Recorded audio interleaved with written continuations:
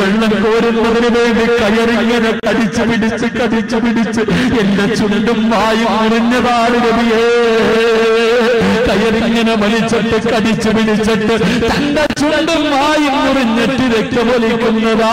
കാലിലൂടെ രക്തമൊലിക്കുന്നത് ഓരോ ഈന്തപ്പന മരത്തിന്റെ ചുവട്ടിലേക്ക് മണ്ണിലൂടെ ഇടഞ്ഞിടഞ്ഞു പോയിട്ട് എന്റെ കാലിലെ മാംസങ്ങൾ ഉരഞ്ഞു പോയി എന്റെ തൊലി ഉരിഞ്ഞു പോയിട്ട് രക്തം വരുന്നതാണ് നബിയേ.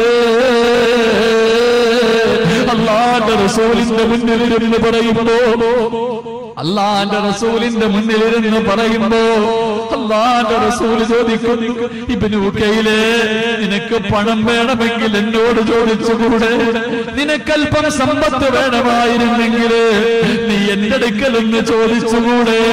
അല്ലാഹുവിന്റെ റസൂല് പറയുമ്പോ ഇബ്നു ഉകൈൽ എന്ന സഹാബി പറഞ്ഞ വാക്കെന്തെന്നറിയുമോ? അല്ലാഹുവിന്റെ റസൂലിന്റെ മുന്നിലേക്ക് തന്റെ കയ്യിലിരിക്കുന്ന 4 ദിനാർ എടുത്ത് കാണിച്ചുകൊണ്ട് പറയുന്നു, യാ റസൂലല്ലാഹ്, ഇന്നെനിക്ക് കിട്ടിയ ശമ്പളവാരവിയേ, ഇന്നെനിക്ക് കിട്ടിയ ശമ്പളവാരവിയേ. എന്റെ കയ്യിൽ വേറെ ഒന്നുമില്ല നബിയേ, എന്റെ കയ്യിൽ തരാ വേറെ വേറൊന്നുമില്ല നബിയേ. പാവപ്പെട്ടവർക്ക് തരാൻ ഇബ്നു ഉകൈലിന്റെ കയ്യിൽ ഇതല്ലാതെ മറ്റൊന്നുമില്ല യാ റസൂലല്ലാഹ്. എനിക്ക് സ്വർഗം തരണേ നബിയേ, എനിക്ക് സ്വർഗത്തിൽ പോകണമെന്ന് വല്ലാത്ത ആഗ്രഹമുണ്ട് നബിയേ, എനിക്ക് സ്വർഗം തരണേ. അല്ലാഹുവിന്റെ പ്രവാചകന്റെ മുന്നിലിരുന്നിട്ട് 2 കാലുമില്ലാത്ത ഒരു സഹാബി രക്തരൂപത്തിലൊലിച്ചുകൊണ്ട് പറഞ്ഞു പോയതെങ്കിൽ എന്റെ പ്രിയപ്പെട്ട സഹോദര, അന്ന് നിനക്ക് സമ്പത്ത് തന്നത് നിന്നോട് ഇഷ്ടമുള്ളത് കൊണ്ടല്ല, നിന്നെ പരീക്ഷിക്കാരാ. പാവപ്പെട്ടവർ നിന്റെ കണ്ണിന്റെ മുന്നിൽ കാണിക്കുമ്പോ വെള്ളിയാഴ്ച ഇവിടത്തെ പള്ളികളുടെ മുന്നിൽ പാവപ്പെട്ടവർ തോർത്തു വലിച്ചെത്തിരിക്കുമ്പോ 10 രൂപയുടെ തോട്ടെടുത്തിട്ട് പുച്ഛത്തോടെ വലിച്ചെറിഞ്ഞിട്ട് ഇറങ്ങി പോകുന്നു എന്റെ പ്രിയപ്പെട്ട മുസ്ലിമേ. അല്ലാഹനെ മറക്കല്ലേ, പാവപ്പെട്ടവന്റെ കണ്ണീര് കാണാതെ നടക്കല്ലേ. എന്റെ ശബ്ദം കേൾക്കുന്ന പെങ്ങളെ, ശരീരം മുഴുവനും സ്വർണ്ണമിട്ടുകൊണ്ട് നീ ഇഷ്ടമുള്ള രീതിയിൽ ആസ്വദിച്ച് ജീവിക്കുമ്പോ നിന്റെ അയൽവാസിയായ പെങ്ങളുണ്ടല്ലോ, 1 ഗ്രാമിന്റെ സ്വർണം പോലും വിടാറില്ലാതെ 25-30 വയസ്സായിട്ട് വീടിനകത്തിരുന്ന് കരയുന്ന പാവപ്പെട്ട പെങ്ങളുടെ പെറ്റുമ്മ പൊട്ടിക്കരഞ്ഞുകൊണ്ട് വീടിന്റെ ഉമ്മറപ്പടിയിൽ വന്ന് കൈ നീട്ടുമ്പോ ഒന്നുമില്ല നാട്ടി ഓടിക്കുന്ന പെണ്ണ്, ഓളെ സ്വർഗത്തിൽ പോകണോ? പെങ്ങളെ സ്വർഗത്തിൽ പോകണോ? ആയിഷാ ബീവി പോയ സ്വർഗമല്ലേ? ആമിന ബീവി പോയ സ്വർഗമല്ലേ? ഖദീജത്തുൽ കുബ്ര പോയ സ്വർഗമല്ലേ? ആരാ ഖദീജയാരാ? അല്ലാഹുവിന്റെ റസൂലിന്റെ ചാരത്തേക്ക് മഹാനായ മുഖറബുൽ അംലാഖ് മലക്കു ജിബ്രീൽ അലൈഹിസ്സലാം കടന്നു വരികയാ. അവിടെ നിന്ന് പറയുന്ന നബിയേ, യാ റസൂലല്ലാഹ്, ഖദീജ എവിടെ നബിയേ? അങ്ങയുടെ ഭാര്യ ഖദീജ എവിടെ നബിയേ? അല്ലാഹുവിന്റെ റസൂൽ ചോദിച്ചു, എന്റെ ഭാര്യയെ തിരക്കുന്നതെന്തേ ജിബ്രീൽ? എന്റെ ഭാര്യയെ തിരക്കുന്നതെന്തേ ജിബ്രീൽ?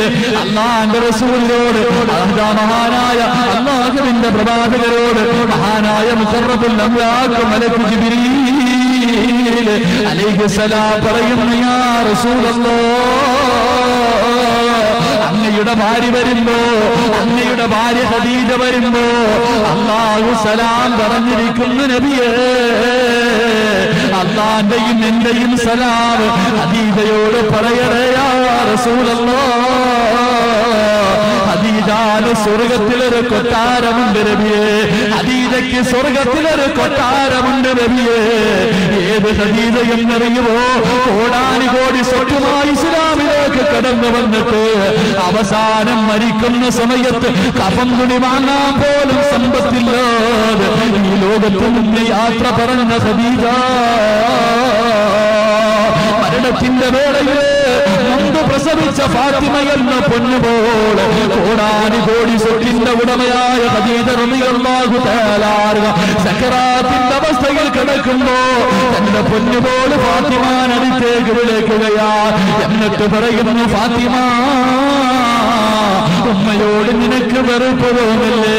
ഉമ്മയോട് നിനക്ക് ഉദ്ദേശിച്ചോന്നല്ലേ മോളെ ഫാത്തിമ, നിന്റെ ശരീരം മുഴുവനും സ്വർണ്ണം ഇട്ട് തരണമെന്ന് ഈമാൻ ആഗ്രഹമുണ്ട് ഫാത്തിമ. നിന്റെ കയ്യിലൊന്ന് വളയിടാ, നിന്റെ കയ്യിലൊരു മോതിരം തരാ, നിന്റെ കഴുത്തിലൊരു സ്വർണ്ണത്തിന്റെ മാലകൾ ഇട്ട് തരാ, നിനക്കൊരു നല്ല കമ്മല് വാങ്ങിത്തരാ. ഈ ഉമ്മയ്ക്ക് ആഗ്രഹമുണ്ട് ഫാത്തിമ. പക്ഷേ എന്റെ കയ്യിൽ ഒന്നുമില്ല മോള്. എല്ലാ പാവപ്പെട്ടവർക്ക് കൊടുത്തു മോള്, എല്ലാ യതീമീങ്ങൾക്ക് കൊടുത്തു മോള്. ഉമ്മായിക്ക് സ്വർഗത്തിൽ പോകണമെന്ന് വല്ലാത്ത മോഹമുണ്ട് ഫാത്തിമ. അതുകൊണ്ട് തരാനൊന്നുമില്ല. അവസാനം സക്കറാത്തിന്റെ അവസ്ഥയിൽ മരണത്തോട് മണ്ണടിക്കുമ്പോ തന്റെ കഴുത്തിൽ കടന്നവരും മുത്തുമാലകളെത്തിട്ട് തന്റെ പൊന്നുമോളുടെ കയ്യിലേക്ക് വെച്ചു കൊടുത്തെന്ന ചരിത്രം പഠിപ്പിക്കുമ്പോ എന്റെ പ്രിയപ്പെട്ട പെങ്ങളെ, സ്വർഗം വേണോ? കോടികൾ കൊടുത്താൽ കിട്ടില്ല മോളെ. കോടികൾ നാളെ പടച്ചവന്റെ കോടതിയില് നിന്റെ സമ്പത്ത് മുഴുവനും വെച്ചിട്ടുണ്ടോ? എനിക്ക് സ്വർഗം താഴ എന്ന് ചോദിച്ചാൽ നിനക്ക് കിട്ടാത്ത സ്വർഗം വേണോ? മണിയുള്ളരത്തെ വാങ്ങുവാനാ വീട്, കൊടിയുണ്ട് വല്ല എപ്പോഴും അതിനോട്.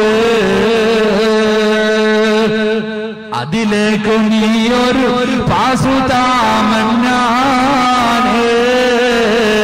അത് നിന്റെ പക്കൽ മാത്രമാണ്.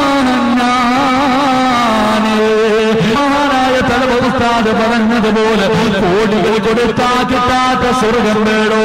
കോടികൾ കൊടുത്താ കിട്ടാത്ത സ്വർഗം വേണോ? ആ സ്വർഗം വിളിക്കുന്ന നാലാമത്തെ വിഭാഗമാരെന്നറിയുമോ? എന്റെ കാരുണ്യത്തിന്റെ മക്കളെ, നിങ്ങളാ പാവപ്പെട്ട കുടുംബങ്ങൾക്ക് 10 പവന്റെ സ്വർണം കൊടുത്ത് വീട് വെച്ച് കൊടുക്കാൻ തീരുമാനിച്ച എന്റെ പ്രിയപ്പെട്ട ചെറുപ്പക്കാരാ, നീയാണ് മോനെ, നീയാണ് മോനെ. അല്ലാഹുവിന്റെ റസൂൽ പറയുന്നു, സഹാബ, വിശക്കുന്നവന് ഭക്ഷണം കൊടുത്ത, പാവപ്പെട്ടവനെ സഹായിച്ച, യതീമികളെ സഹായിച്ച, രോഗികൾക്ക് ഒരു നേരത്തെ മരുന്ന് വാങ്ങാനുള്ള സമ്പത്ത് കൊടുത്ത മോനെ, ലഹും ജന്നാത്തിൻ തജ്രീ മിൻ തഹ്തിഹൽ അൻഹാർ, പാലരുവികളും കേരരുവികളും ഒഴുകുന്ന പടച്ചവന്റെ സ്വർഗത്തിന്റെ പരദീസയിലേക്ക് നാളെ പച്ചപ്പറവയെ പോലെ പറന്നു പോകാം. നിനക്ക് ഭാഗ്യം കിട്ടുമോടെ? നാളെ പടച്ചവന്റെ കോടതിയിലേക്ക് കടന്നു ചെല്ലുമ്പോ സ്വർഗത്തിന്റെ 8 കവാടങ്ങളും തുറന്നിട്ടുകൊണ്ട് നിന്നെ മാടി വിളിക്കും ചെറുപ്പക്കാരാ. ആ കൂട്ടത്തിൽ പെടാൻ ആഗ്രഹമുണ്ടോ? കാരുണ്യത്തിന്റെ മക്കളുടെ കൂടെ നീളം ചേർന്നോ? പാവങ്ങളെ സഹായിക്കാൻ അണിചേർന്നോ? എന്റെ ശബ്ദം കേൾക്കുന്ന ഉമ്മ, നാളെ പടച്ചവന്റെ സ്വർഗത്തിലെ 8 വാതിലുകളും മാടി വിളിക്കുന്ന സ്വർഗീയ വനിതയായിട്ട് നിനക്ക് ഫാത്തിമ റളിയല്ലാഹു തആല അൻഹയുടെ പുറകിൽ നിന്ന് സ്വർഗത്തിൽ പോകണോ? പാവപ്പെട്ടവരെ സഹായിച്ചോ? യതീമീങ്ങളെ സഹായിച്ചോ? പാവപ്പെട്ട പെൺകുട്ടികൾക്ക് നിന്റെ കയ്യിൽ കിടക്കുന്നവർ സ്വർണ്ണമോതിരം